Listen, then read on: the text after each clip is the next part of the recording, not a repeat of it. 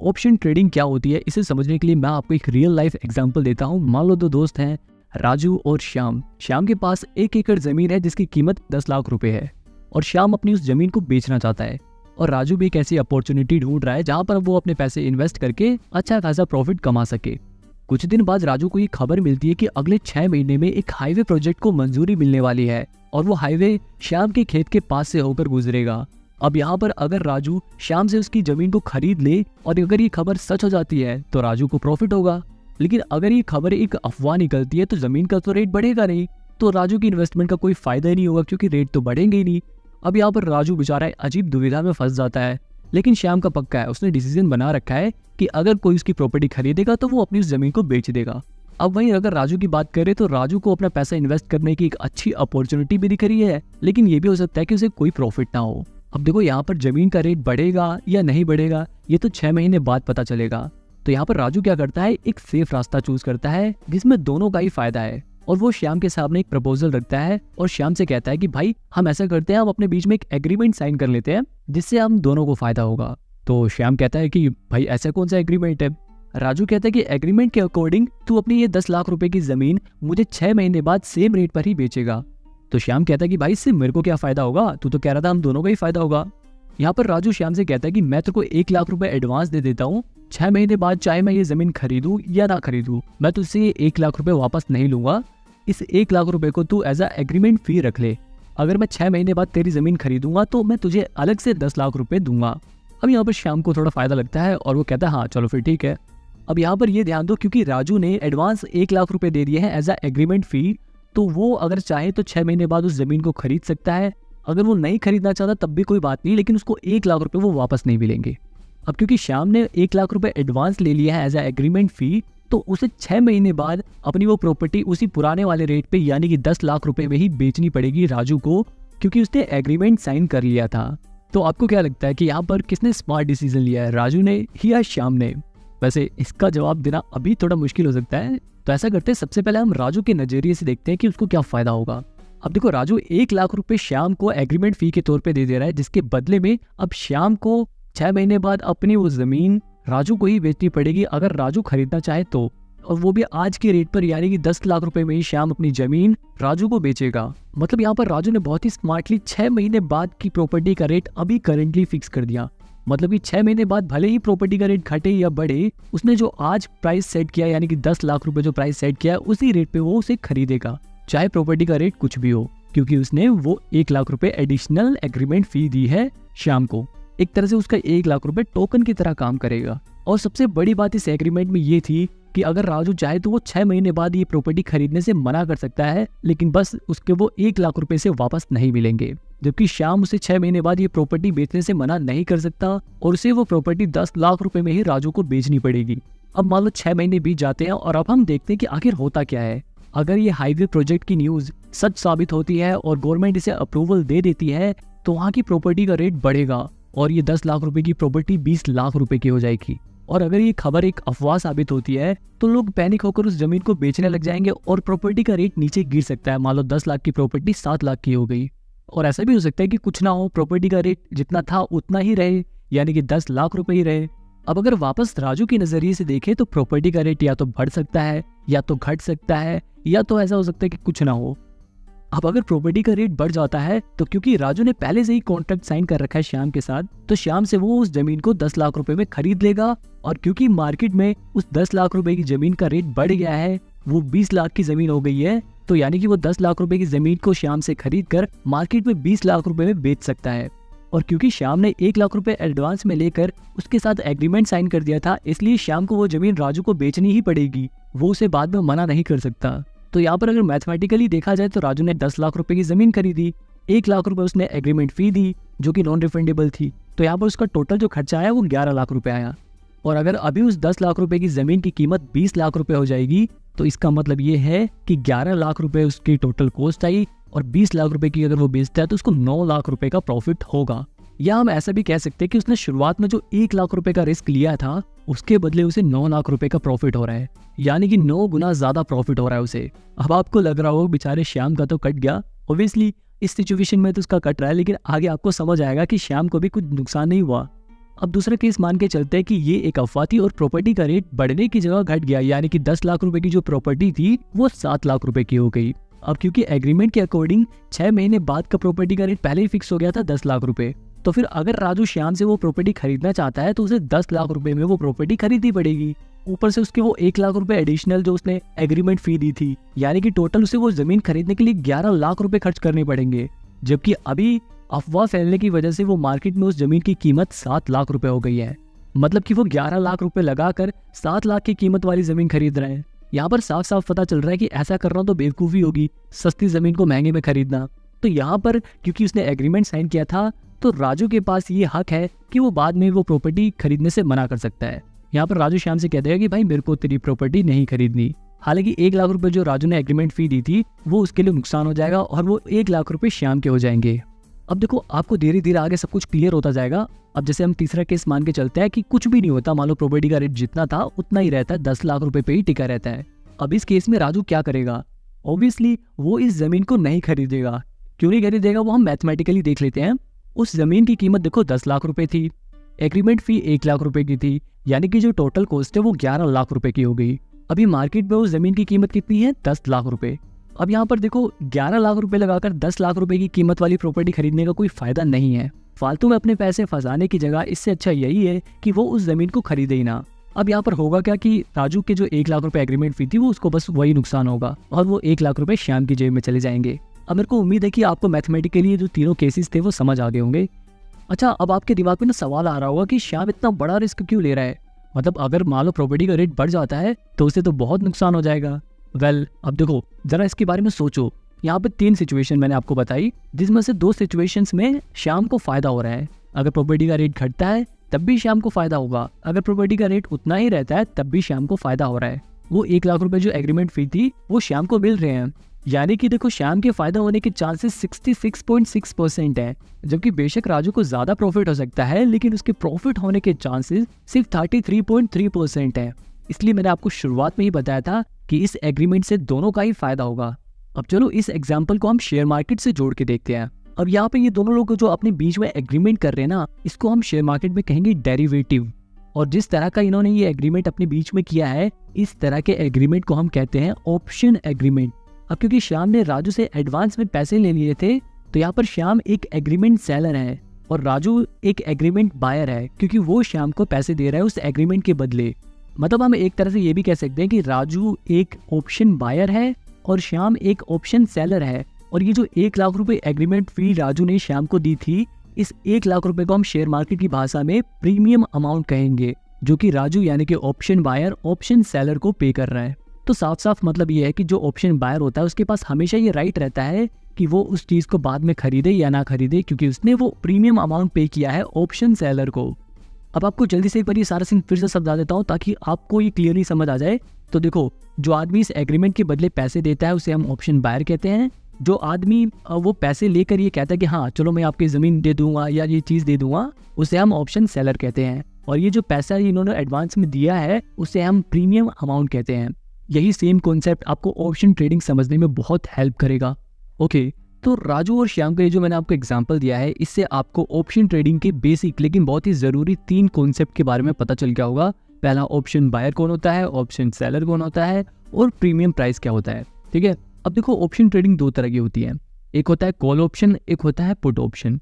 आप call option और put option के दोनों के ही बायर और सेलर हो सकते हो। अब इसको अच्छे से समझने के लिए सबसे पहले हम कॉल ऑप्शन को समझते हैं। ठीक है, मान लो एक कार बनाने वाली कंपनी है जिसका अभी करेंटली मार्केट में जो शेयर प्राइस चल रहा है वो है 100 रुपये।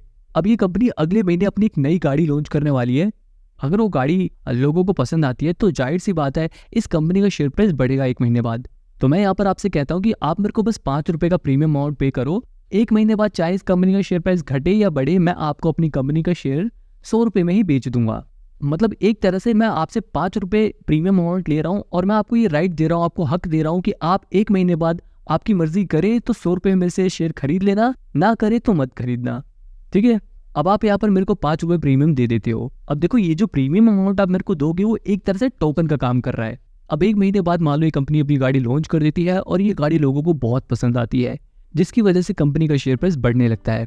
अब यहाँ पर मान लो कंपनी का शेयर प्राइस 100 रुपये से 120 रुपये पर पहुंच गया। अब क्योंकि कंपनी का शेयर प्राइस बढ़ गया है तो आपका फायदा होगा। जैसे प्रॉपर्टी का प्राइस बढ़ गया था तो खरीदने में फायदा था, उसी तरह शेयर का प्राइस बढ़ रहा है तो खरीदने में फायदा है। अब इस सिचुएशन में आप कहोगे कि भाई तुमने मेरे से 5 रुपए प्रीमियम लिए थे और मुझे ये शेयर 100 रुपए में बेचने का वादा किया था, तो मैं तुम्हें ये 100 रुपए में शेयर दे दूंगा। 100 रुपए का ये शेयर प्लस 5 रुपए जो आपने मेरे को प्रीमियम अमाउंट पे किया था, आपकी टोटल कॉस्ट होगी 105 रुपए। और अभी मार्केट में वो शेयर 120 रुपए का है, तो आपकी टोटल कॉस्ट आई 105 रुपए और आप उसे बेचोगे मार्केट में 120 रुपए में, तो आपको फायदा होगा 15 रुपए का। तो इस केस में तो आपको फायदा हो गया। तो यहाँ पर ऑप्शन बायर आप थे जिन्होंने मेरे को प्रीमियम अमाउंट पे किया और ऑप्शन सेलर मैं था। ऑप्शन बायर को प्रॉफिट हुआ 15 रुपए का और ऑप्शन सेलर को लॉस हुआ 15 रुपए का। अब देखो इसी तरह मान लो अगर कंपनी का शेयर प्राइस बढ़ने की जगह गिर जाता, मान लो ये जो कार बनाने वाली कंपनी है इसका मॉडल लोगों को पसंद नहीं है, उसमें कोई कमी निकल गई जिसकी वजह से इसका शेयर प्राइस गिरने लग रहा है।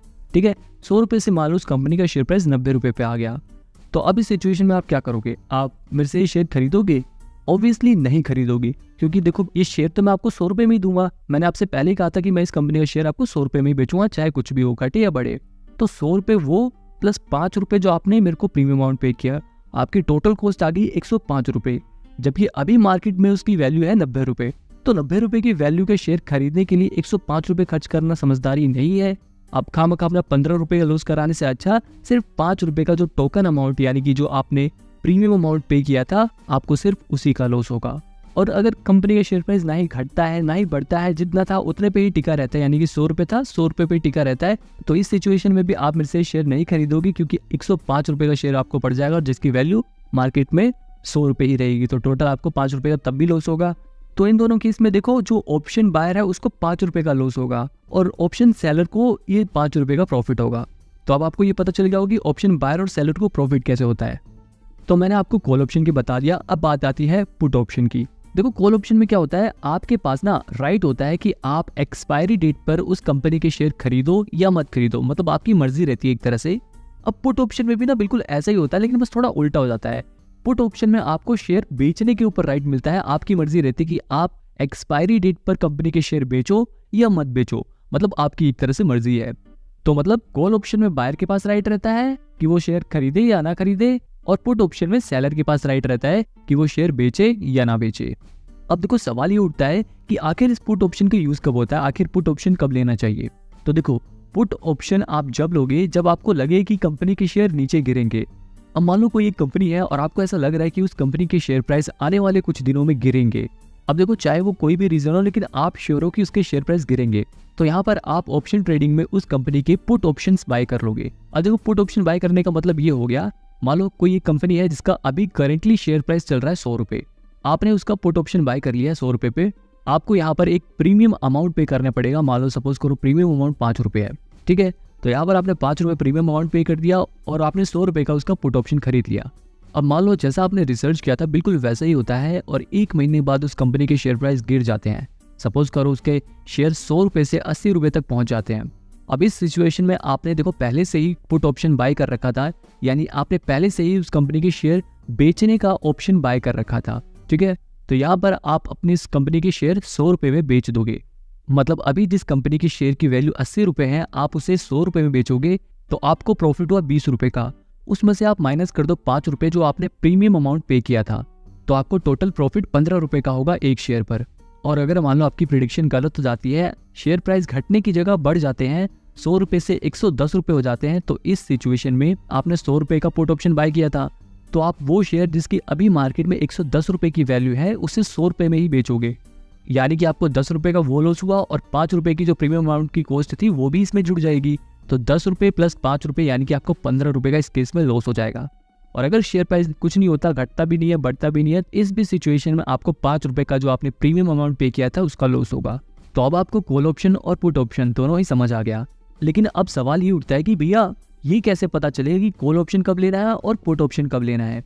तो देखो जब आपको लगे कि कंपनी का शेयर प्राइस बढ़ने वाला है तब आपको कॉल ऑप्शन लेना है, और जब आपको लगे कि कंपनी का शेयर गिरने वाला है, उसका प्राइस कम होने वाला है, तब आपको पुट ऑप्शन लेना है। आई होप आपको इसका फंडा क्लियर हो गया होगा। तो ये सब ऑप्शन ट्रेडिंग के बहुत ही जरूरी बेसिक्स थे। आई होप आपको इस वीडियो में आपको ये समझ आ गया होगा कि ऑप्शन बायर कौन होता है, ऑप्शन सेलर कौन होता है, प्रीमियम अमाउंट क्या होता है, स्ट्राइक प्राइस क्या होता है, कॉल ऑप्शन क्या होता है, पुट ऑप्शन क्या होता है। ये सभी बेसिक चीजें आपको पता चल गई होंगी। तो इन सभी चीज़ों का जिनका आपने कॉन्सेप्ट सीखा है, अब मैं आपको इनको असलियत में दिखाता हूँ। असलियत में देखते हैं हम ऑप्शन ट्रेडिंग में कैसे दिखते हैं, ठीक है। तो मैं सबसे पहले अपने लैपटॉप पे धन से लॉगिन कर लूँगा। ये फटेक से लॉगिन हो जाता है और अब मैं यहाँ पे कोई भी एक शेयर सर्च करूँगा। सपोज करो मैं यहाँ पे सर्च करता हूँ टाटा मोटर्स, तो मैं इस पर क्लिक करूँगा।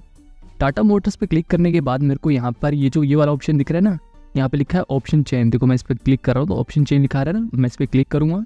इस पर क्लिक करते ही पूरा ऑप्शन चेन खुल जाएगा। यहाँ पर मेरे पास सारी डिटेल्स आ गई टाटा मोटर्स की। सबसे ऊपर ये देखो इसका प्राइस दिखा रहा है, अभी करंट इसका मार्केट प्राइस कितना है वो दिखा रहा है। नीचे यहाँ पे डेट दिखा रहा है, जैसे हमने पहले बात करी थी ना कि प्रॉपर्टी 6 महीने बाद बेच रही हैं या फिर हम 1 महीने बाद शेयर्स को बेच रहे थे, तो हमने एक टाइम सेट किया था। ऐसे ये जो ऑप्शंस हैं उनकी एक्सपायरी डेट दी हुई है। जैसे यहाँ पर दिखा रहा है 30 नवंबर 2023, तो ये इसकी एक्सपायरी डेट है, जिसे एक्सपायर होने में लगभग 29 दिन बाकी हैं। देखो यहाँ पे लिखा हुआ है 29 डेज। ऐसे ही हम दूसरी डेट भी चूज़ कर सकते हैं, जैसे यहाँ पर दिखा रहा है 28 दिसंबर 2023। अगर आप इस पर क्लिक करोगे तो यहाँ पर इसकी भी एक्सपायरी डेट दिखा देगा कि इसकी एक्सपायरी डेट में भी कितने दिन बाकी हैं। इसके अलावा आप ऐसे 25 जनवरी का भी एक्सपायरी डेट चूज़ कर सकते हो, जिसमें अभी लगभग 85 डेज बाकी हैं। तो हम इस तारीख के ऑप्शंस को खरीद सकते हैं, ठीक है। एक्सपायरी डेज के बगल में देखो लिखा हुआ है मार्केट लोट। अब देखो प्रॉपर्टी तो हमने 1 एकड़ खरीदी थी और मैंने आपको जो शेयर वाला एग्जाम्पल दिया था उसमें भी हम एक ही शेयर की बात कर रहे थे। अब देखो 5-10 रुपए के प्रॉफिट के लिए तो कोई ऑप्शन ट्रेडिंग करता नहीं है, तो इसीलिए ऑप्शन ट्रेडिंग में ना लोट्स होते हैं। लोट्स में क्या होता है, कई सारे शेयर्स होते हैं। अब ये लोट्स जो होते हैं ना वो अलग अलग शेयर्स के लिए अलग अलग होते हैं। ज़रूरी नहीं है फिक्स नंबर हमेशा इतना ही रहे, सभी लोट्स में डिफरेंट नंबर होते हैं। अभी फिलहाल देखो इस नंबर को देखकर हमें ये पता चल रहा है कि टाटा मोटर्स के एक लोट में 1425 शेयर्स हैं। इतनी बात आपको पता चल गई। अब इसके अलावा इसके नीचे देखो कॉल ऑप्शन और पुट ऑप्शन लिखा हुआ है। कॉल ऑप्शन जब हम लेते हैं जब हमें लगता है कि शेयर का प्राइस बढ़ेगा, और पुट ऑप्शन जब हम लेते हैं जब हमें लगता है कि शेयर का प्राइस नीचे गिरेगा। इसके बीच में देखो लिखा है स्ट्राइक, यहाँ पे लिखा है ना स्ट्राइक प्राइस। मैंने आपको पहले ही बताया था स्ट्राइक प्राइस वो होता है जिसपे हम कॉन्ट्रैक्ट साइन करते हैं। जैसे हमने प्रॉपर्टी वाला एग्जांपल लिया था तो उसमें 10 लाख रुपए हमारा स्ट्राइक प्राइस था। उसी तरह से अगर हम यहाँ पर ये टाटा मोटर का शेयर लेंगे तो स्ट्राइक प्राइस ये अलग अलग स्ट्राइक प्राइस दिए हुए हैं, ठीक है। अभी करंटली इसका प्राइस देखो इतना चल रहा है और इसके स्ट्राइक प्राइस अलग अलग दिए हुए हैं। मतलब इस स्ट्राइक प्राइस पे भी कॉन्ट्रैक्ट अवेलेबल है, इस पे भी अवेलेबल है। ऐसे जितने भी ये प्राइस दिए हुए हैं उन सब पर हम ऑप्शंस ले सकते हैं। अब देखो इसके अलावा इसके बगल में ना ये देखो ये जो नंबर्स लिखे हुए हैं 9 रुपये 95 पैसे हो गया, 35 रुपये 55 पैसे, 32 रुपये 5 पैसे या फिर 23 रुपये 10 पैसे, यही नंबर्स प्रीमियम अमाउंट होते हैं। अगर आपको कॉल ऑप्शन लेना है तो उसके प्रीमियम अमाउंट इस तरफ लिखे हुए हैं, अगर आपको पुट ऑप्शन लेना है तो उसके प्रीमियम अमाउंट इस तरफ लिखे हैं। अभी कंफ्यूज होने की बिल्कुल जरूरत नहीं है। अब देखो अभी इसका करेंटली प्राइस चल रहा है 633.90, यानी कि 633 रुपये अभी इसका करंट प्राइस है। अब मान लो अगर मेरे को ऐसा लगता है कि आने वाले कुछ दिनों में टाटा मोटर्स की कंपनी के शेयर प्राइस बढ़ेंगे, तो मैं यहाँ पर कॉल ऑप्शन लूंगा। तो यहाँ पर मेरे को देखो कॉल ऑप्शन लेने के लिए ना बहुत सारे स्ट्राइक प्राइस दिए हुए हैं। मैं इन किसी भी स्ट्राइक प्राइस पे कॉल ऑप्शन ले सकता हूँ। जैसे मान लो अगर मेरे को लगता है कि इस कंपनी का शेयर प्राइस 635 रुपये से ऊपर जाएगा और मैं 635 रुपये पे इसका ऑप्शन लेना चाहता हूँ, तो 635 रुपये पे अगर मेरे को इसका कॉल ऑप्शन लेना है तो मेरे को 20 रुपये 40 पैसे प्रीमियम अमाउंट पे करना पड़ेगा। जैसे जैसे इस कंपनी का शेयर प्राइस 635 रुपये से ऊपर बढ़ेगा वैसे वैसे मेरे को प्रॉफिट होने लग जाएगा। लेकिन अभी मेरे को इसका कॉल ऑप्शन लेने के लिए पूरे 635 रुपये पे नहीं करने पड़ेंगे, मेरे को सिर्फ 20 रुपये 40 पैसे का एक छोटा सा प्रीमियम अमाउंट पे करना पड़ेगा, जिससे मेरे को ये राइट मिल जाएगा कि मैं 1 महीने बाद यानी कि जब एक्सपायरी डेट आएगी इसकी 30 नवंबर, उस दिन को इस कंपनी के शेयर चाहे खरीदूं चाहे ना खरीदूं, ये इस चीज़ का राइट मिल जाएगा मेरे को 20 रुपये 40 पैसे देकर। बाय करने के लिए मैं सिंपली क्या करूंगा, इस पे क्लिक करूंगा, इसके प्रीमियम वाले अमाउंट पे जाऊंगा और ये बाय और सेल दोनों के ही ऑप्शन आएंगे। जैसे कि मैंने आपको बताया था कि आप एक ऑप्शन के बायर और सेलर दोनों ही हो सकते हो। तो आप अगर बाय करना चाहते हो तो इस बाय वाले ऑप्शन पे क्लिक करोगे, सेल करना चाहते हो तो सेल वाले ऑप्शन पे क्लिक करोगे। इसी तरह से अगर आप पुट ऑप्शन लेना चाहते हो तो उसका प्रीमियम अमाउंट इधर लिखा हुआ है। अब देखो इसके बारे में बताने वाली बहुत चीज़ें हैं, लेकिन अभी अगर मैं आपको और भी चीज़ें बताऊंगा तो शायद आप कंफ्यूज होने लग जाओगे, आपके दिमाग में और भी डाउट आने लग जाएंगे। इसलिए अभी आप सिर्फ इतना ध्यान रखो कि ये स्ट्राइक प्राइस होता है, ये जो LTP करके लिखा हुआ है वो प्रीमियम वाला अमाउंट होता है, कॉल वाले ऑप्शन इधर होते हैं, पुट वाले ऑप्शन इधर होते हैं, एक्सपायरी डेट इधर दी हुई होती है, करंट प्राइस ये लिखा हुआ। तो बेसिक चीज़ें आपको पता चल गई। अगर इस वीडियो पे अच्छा रिस्पॉन्स आएगा तो मैं इस वीडियो का सेकंड पार्ट भी ज़रूर बनाऊंगा। अगली वीडियो में मैं आपको कॉल और पुट ऑप्शंस के बेसिक क्लियर कर दूंगा। आपको ये भी बता दूंगा कि आखिर ये जो प्रीमियम अमाउंट कम और ज़्यादा क्यों है, ये घटती बढ़ती कैसे है। अभी के लिए बाय बाय टाटा, मिलते हैं अगली वीडियो में।